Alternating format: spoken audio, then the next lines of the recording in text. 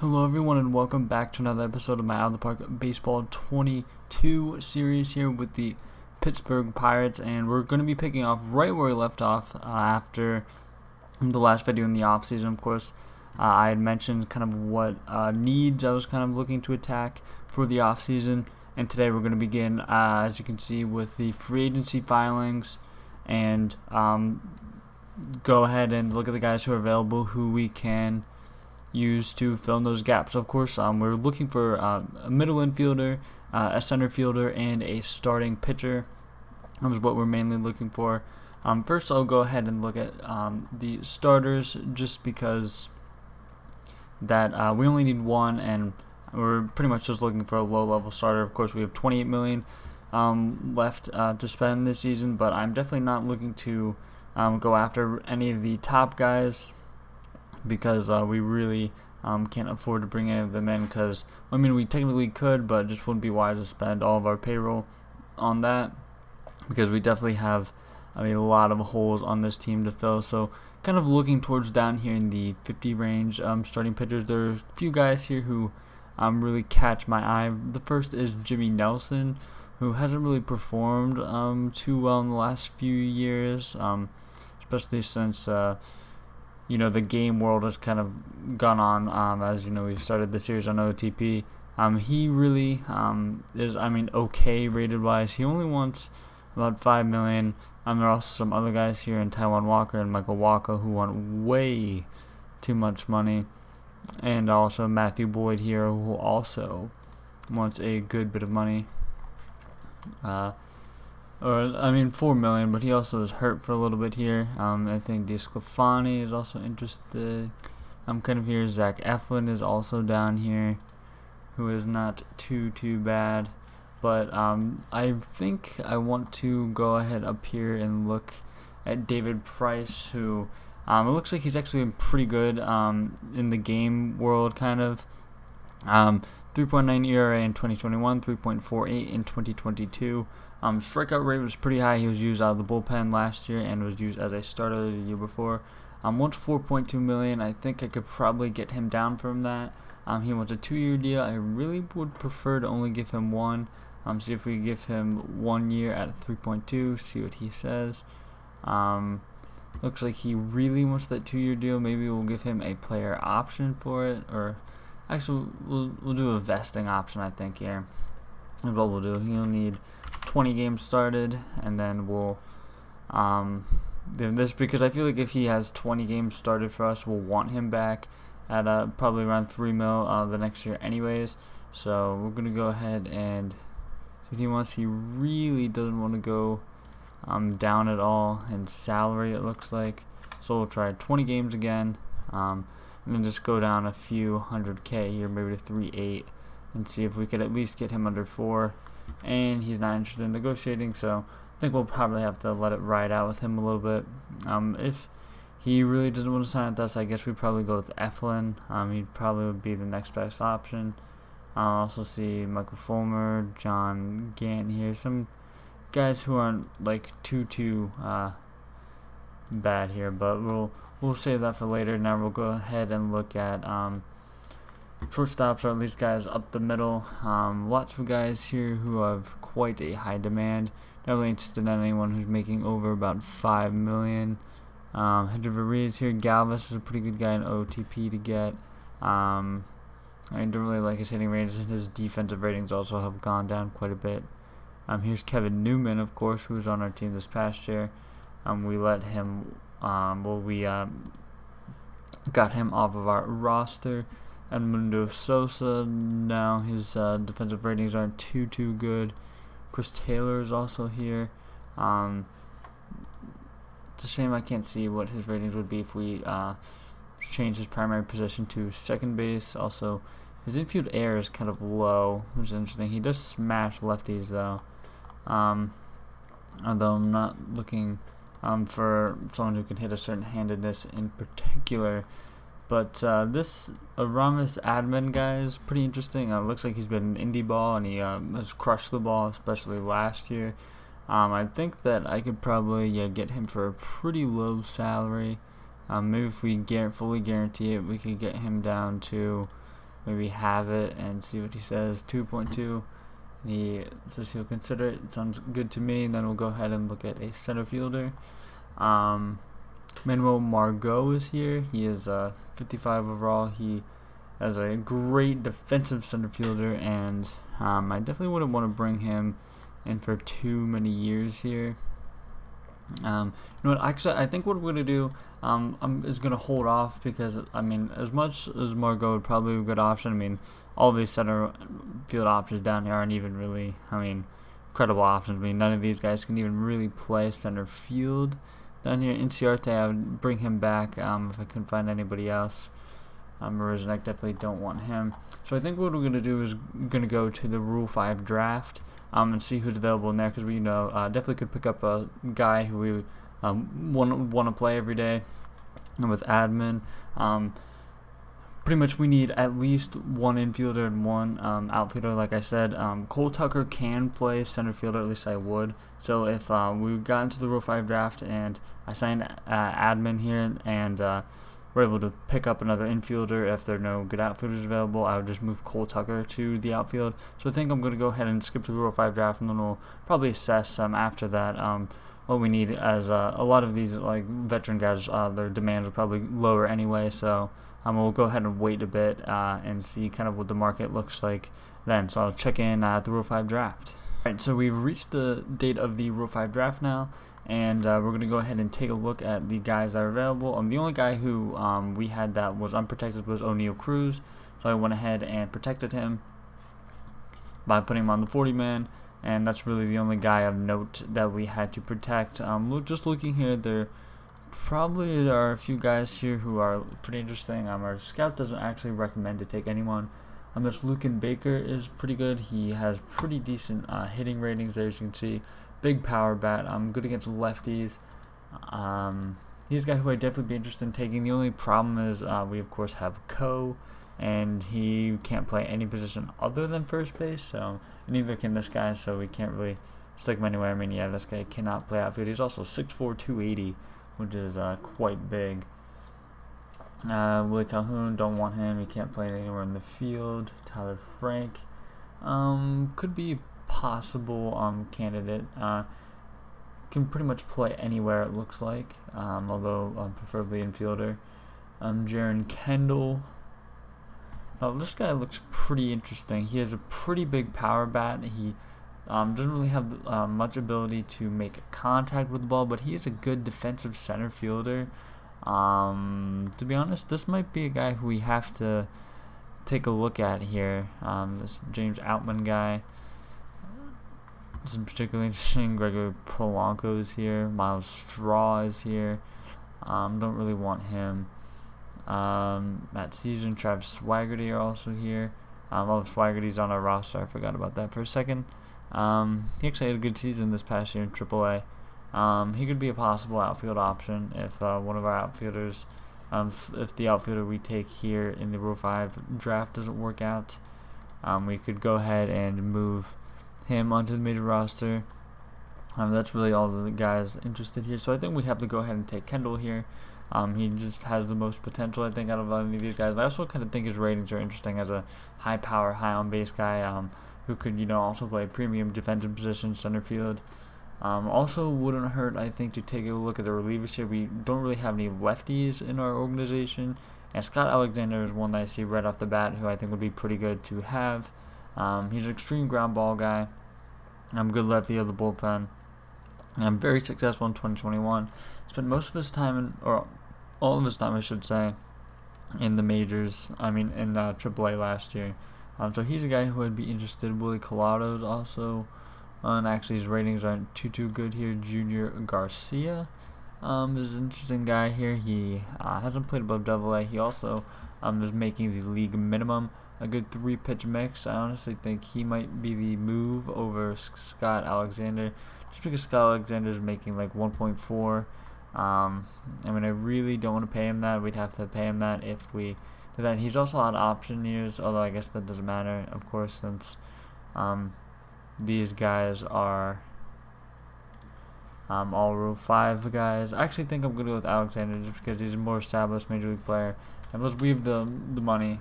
So if he doesn't want to make the, even if though he's not making the minimum, I mean, we should have no problem. Aaron Laup is also available here, although I like his ratings better, or Alexander's ratings better.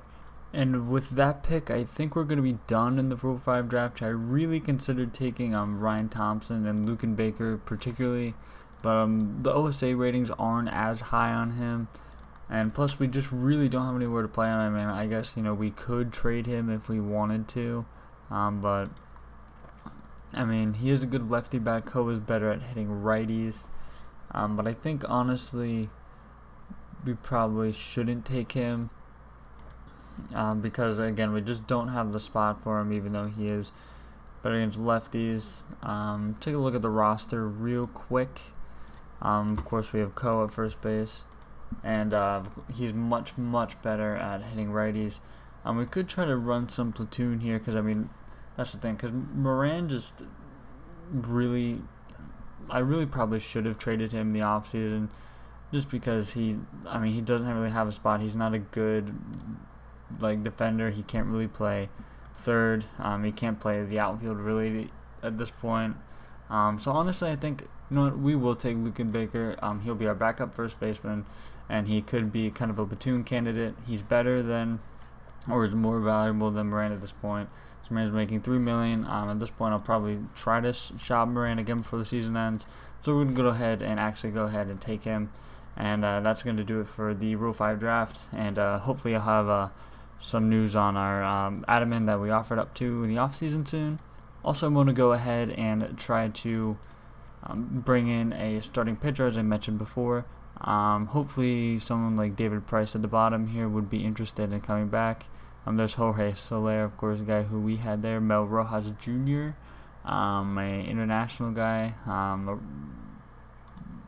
Too rich for our blood there. Let's see if we can find David Price down here anywhere. There's Jimmy Nelson. Ooh, Maxim Muncy could be pretty interesting, although, again, we don't really have a spot for him. Unless we wanted to play him on second base, which could be interesting. If his value falls, we'll consider picking him up and playing him at second base. But right now, we're looking for David Price, who I don't see. Sort by starters to see if we can find him here, and it doesn't look like he is here. He might have gotten scooped up already, although there might be. Okay, but yeah, Mike Minor's demand is pretty high there. John Means is here. He was not particularly good in the past few years. Definitely want to find someone who has a bit of a track record, because if they don't already have a bit of a track record, they probably won't fare that well in game. So I think Danny Duffy or Zach Eflin are probably going to be the guys we have to go to here. Unless we could really get Matt Boyd on a cheaper deal than he is, and he doesn't want to play for a manager. So Zach Eflin's going to be the guy we go for here. At least give him a quick offer, and if he doesn't, it's really not the biggest deal. The Giants have already offered him a deal. Hopefully he is interested in picking that up. Adaman favors our offer, so he should be getting back to us soon. With the Rule 5 picks we made, this is how it wants it to shake out. So here, after saying that I was actually going to go ahead and shop Colin Moran, I did, just to see what was available, and actually found some offers, two particularly interesting offers for pitchers from the Dodgers. Both are 27 and kind of hybrid relievers, starters kind of things. So Mitch White's the first one that I found particularly interesting. 3+ pitches, fastball, curveball, slider. Not the greatest stamina. I think could act as a starter or reliever. As you can see, he was very successful in 2021 with the Dodgers major league team. Also good in 2022. I think he'd be a great guy to add. He is a strikeout artist. Striking out almost 14 guys per 9 and at 50 innings he pitched in 2021. Victor Gonzalez has kind of more middle of the pack ratings. Nothing particularly stands out. He is a lefty, which is kind of interesting. He also is pretty effective against left-handed batters. He doesn't have nearly the same major league track record, although he was very good as a starter in 2022 with the AAA club for the Dodgers. So I think I'm probably leaning towards Mitch White just because he's 3+ pitches. I know he can be effective as a reliever for us, at least, whereas Victor Gonzalez, actually, you know what, I could probably try and get both here, which would be a good pickup for us. So I think I'm going to go ahead and, I'm going to go to their roster here, and this is where I want to try to pick up Victor Gonzalez, because I think he'd be a good addition, and it might be enough, but they need a little more. I'm going to go with this Aguilar guy, I guess, because he's pretty worthless, and yeah, he's not very good at all. And we're going to be able to pick up 2 guys right here who are pretty good, see if I can get them to eat some money on the deal, just because it would be helpful while they really don't want to. 10, 5, nope, okay, so it looks like they're not, but that's fine. We're going to get 2 guys, we're going to save salary, and that's going to be a good little deal for us to pick up some pitching depth, which we don't necessarily need, but there are 2 guys who I think could help us this upcoming season. So I'm going to continue on and then kind of let you guys know how the signings that we offered up to play out here. Actually, I think I might even go ahead and remove the offer to Eflin, since these guys could fill that role. Actually, I'll let it play out and see if, because we are in the bidding war with the Giants anyway, so they might make an offer. But again, I'll sim a little bit more, hopefully the Hall of Fame voting results, and I'll let you know. Now that we're up to the Hall of Fame voting results, Aramis Adaman actually went ahead and signed. He signed a few days ago, but I decided to keep on simming along. Eflin also updated us saying that he preferred our offer, but does not have any movement on that yet, so we're still waiting to hear. Looking at the Hall of Fame voting results, only 1 guy got in this year, and that was David Ortiz. In his second year, he eclipsed 82%, so cool to see him get in there. Beltran was the second highest, 68%, and then pretty much a lot of guys are down here. A lot of these guys down here probably won't make it, just seeing at their this low in percentage, and are kind of in the middle years, but even the ones in their first years also probably not too likely to make it. So Beltran's probably the only guy on this list who has a pretty good case. Kind of looking for other things to do in this off season. Just seeing pretty much who is available. Looks like Margot's price went down a little bit. There's this Japanese reliever here who could be possibly interesting. Workman is here. Of course, in real life, he's fallen off a cliff and looks to be struggling again this season. Again, not a lot of guys who are too highly rated or too interesting. Syndergaard is all the way down to 55 rated player. But I think, again, that's probably going to be it for the guys that we're looking to bring in this season. I just don't think there's really anything worth it. I mean, we're not really looking for any pitching. We have plenty of pitching depth that could easily replace our bullpen arms, and we're not looking to really move up in the standings by acquiring a reliever that could really do some damage for us in the back end of our bullpen. We have Priester and Rocker, who should be pitching in the major leagues this year. O'Neal Cruz is going to be coming up, and we don't really have a spot for him anyways. So I don't think we'll be spending on pretty much anyone else. Again, yeah, Cole Tucker, as of right now, is the backup shortstop. I'm fine with giving Almay some playing time, seeing what he can do. He, of course, actually wasn't that bad with the bat last season.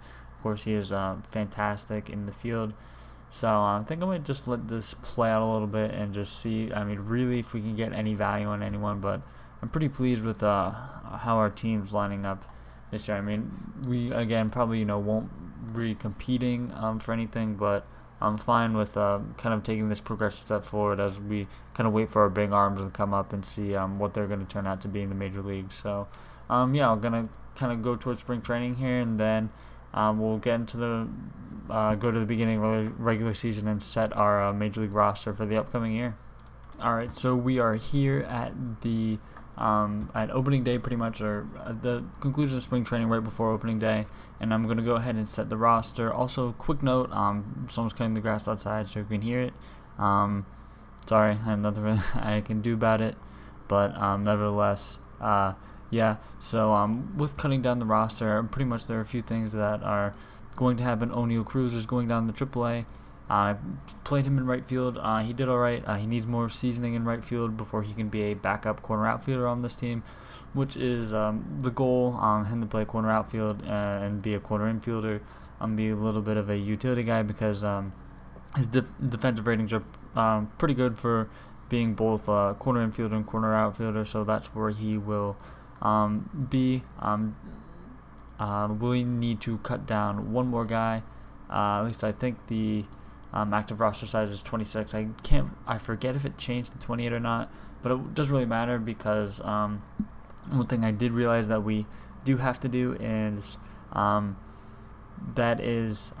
get a outfielder who can hit lefties. All of our outfielders are left-handed and don't hit lefties particularly well, so we need to bring in a guy to do that. I'm going to go ahead and send down Philip Evans here, who is guy who I keep forgetting he's even on the 40-man because he hasn't really seen any playing time.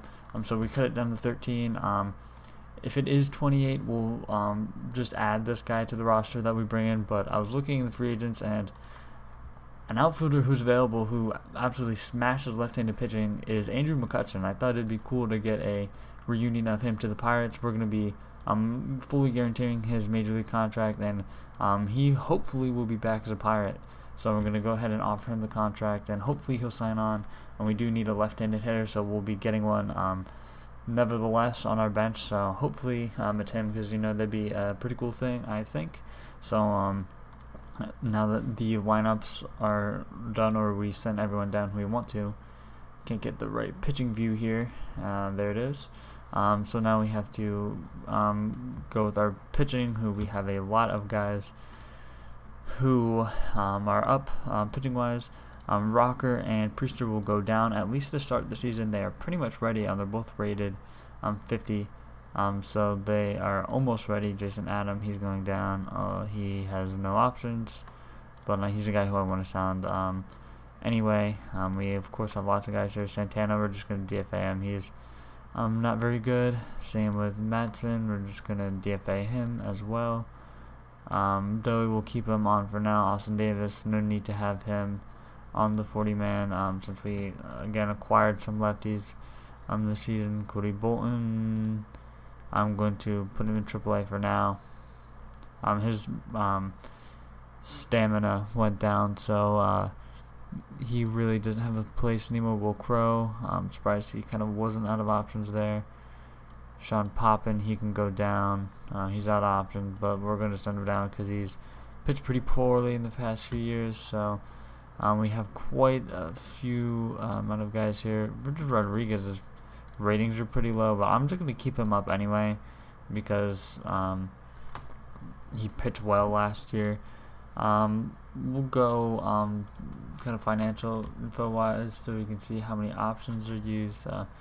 Guerra we can't send down, neither are Alize and Alexander, but that's fine. I don't really want to schedule it anyway. McKenzie's out of options. That's fine because as a reliever he profiles really well anyway. Rodriguez, I guess we probably should send him down. He refused to be demoted, that's right. Let's see, what do we want to do here? Hartley, no. There's got to be some 50 rated guys. Wyman, I mean, he was good last year, so I don't really want to send him down. We can send Kawasaki down. Yeah, that's the guy we'll send down here. See who else. Gonzalez, I don't really want to send down. Broom, no problem sending him down. Bradley will stay up. Bednar, we need to send out a few more guys here. Mitch White, do we want to send him down? I think I want to see. He's out of options anyway. Wyman, I kind of want to keep up. Although I don't really have the option because we have quite a few guys who we need to take off the roster. Hartley, I just can't. There's no way I can send him down. Cedarland, he barely pitched in the major leagues last year. We'll send him down. That's 13 or 14, excuse me. And we need to send one more guy down. Honestly, if we could do it to Archie Bradley, I would. It's gonna just have to be Bednar then. So I'll send him down, and then we'll see kind of how things shake out with Mccutchen, and then I'll let you guys know if it is actually 48 and perfect. He does sign, so we'll bring him on. I forget if it got raised to 28 or not. Okay, so the active roster actually is 26. So we'll need to send one guy down. I'm not quite sure who it's going to be, although I think it probably should be, it definitely is going to be Florial, since he performed so badly last year. He definitely needs some more time in the minor league, so we'll go ahead and send him down. As it stands right now, we don't have a backup right fielder, but basically my main plan is for kind of exactly what happened. I basically want, with the lineup, I want Reynolds to start in center field against lefties and have Mccutchen start in left field against lefties. So I would like that to be the case. Just it would be best offensive wise. I assume Mccutchen, yeah, if we ever need a DH, he will be in the DH role. Here's basically how our lineup shaking out with our starting 9. Nothing too surprising. Cole Tucker isn't getting the starting nod at shortstop. We're going to go with Almaeus for now. But Tucker, again, he's going to be a utility guy. He's probably going to play a little bit of every outfield position backing up. So as you can see, that is how that's going to shake out. And then against lefties, of course, right now Reynolds is playing every third game against lefties in center field. Hopefully that goes to a bit more. If Kendall struggles, we'll probably just release him back to his old team, and then Reynolds will just be the starting center field against the lefties anyway. Swaggerty, I'd be fine with giving him the starting center field at bats against right-handers anyway. So yeah, Bowers, he really must not be good at hitting lefties, and yeah, he's not. Yeah, I mean, we'll see how it shakes out against lefties once we get into the actual season, and this is how the pitching assignments are going to be. Victor Gonzalez is actually going to be starting the rotation for us, and Eflin is the fourth guy. Of course, that'll change when Priester and Rocker come up, and then right now Alexander's the only lefty in the bullpen, although, of course, that will change after Rocker and Priester are brought up.